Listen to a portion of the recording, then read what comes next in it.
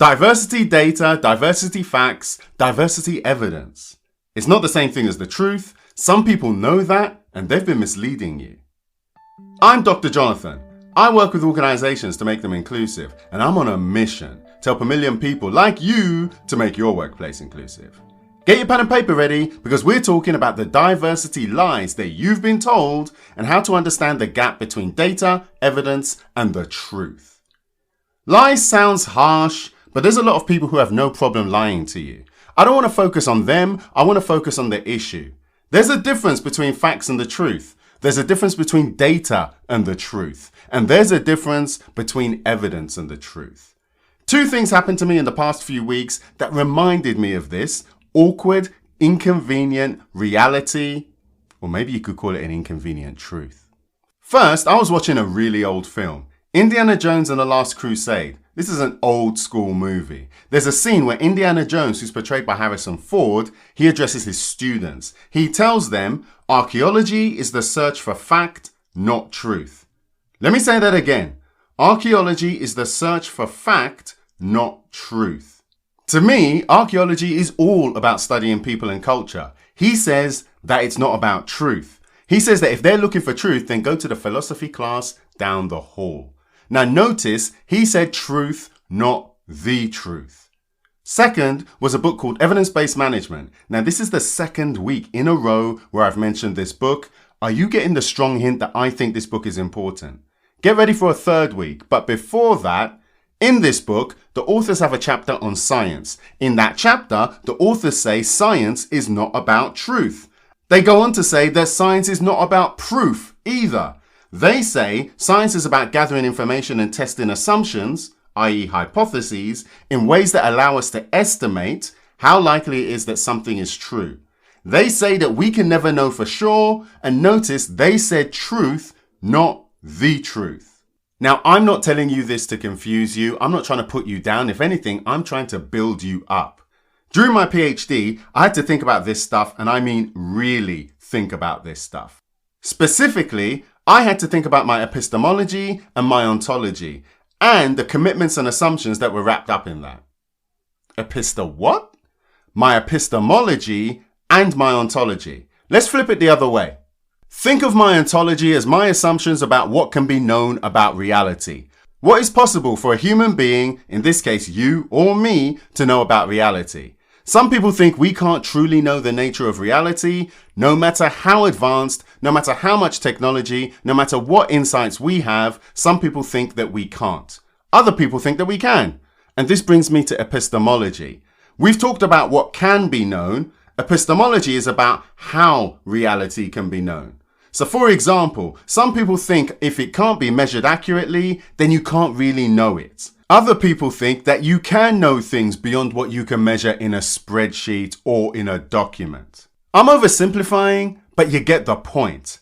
I'm not going to go into all the details. If you really want to learn about how I tackled this, check out my thesis. The link will be in the show notes. It's chapter 2 that you really want. I do want to warn you, it's a bit abstract because it falls under philosophy. Even in my Viva exam, they didn't ask me any questions about that part of the thesis because it is way out there.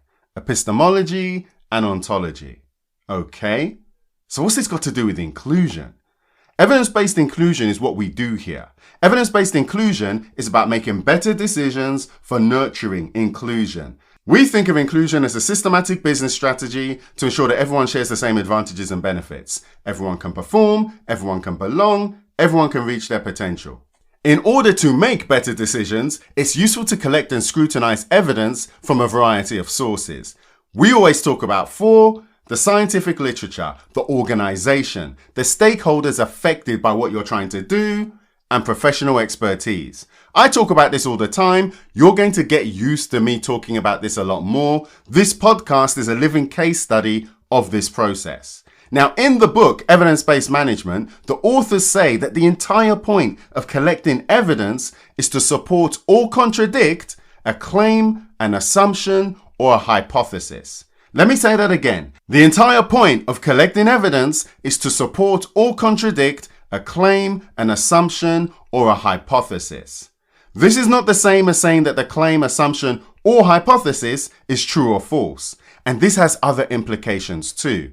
This means that data is not evidence. This means that numbers are not evidence. This means that interviews are not evidence. The value comes from the meaning that we draw from the data, that we draw from the numbers, that we draw from the interviews. This is what makes it evidence. This also links to the idea of truth. Evidence is not truth. Facts are not truth. In that book, Evidence-Based Management, the authors say that in social science, there is no such thing as truth. And this makes me think of what Indiana Jones said. Don't come here looking for truth. This reflects their ontological and epistemological assumptions and commitments. Now, we don't have time to get into the philosophy of all that, but there are social scientists who believe that the social world is constructed. This is when you hear people using phrases like social construct. Gender is a social construct. Class is a social construct. It's something we create. There are those who believe that this does not exist independently. Therefore, anything that can be known about reality is subject to interpretation, belief, and of course, bias. That's what some people think. There are others who think that there is an independent social world and we can understand it, and we need to take into account our interpretation, beliefs, and bias in order to get to the truth. Notice how there I said the truth.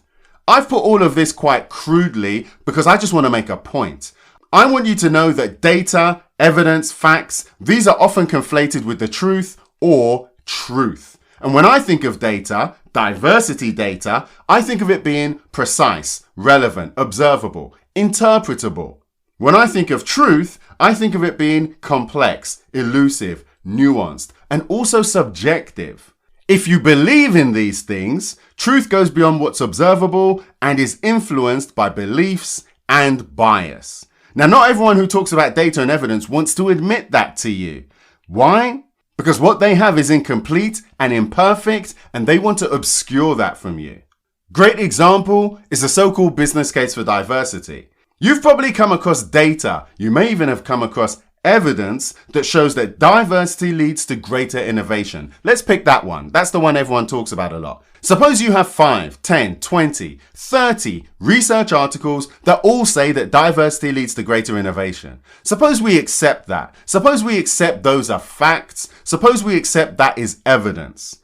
Is it true to suggest that the evidence shows that diversity leads to greater innovation? Is it true to suggest that the evidence shows that there's a business case for diversity?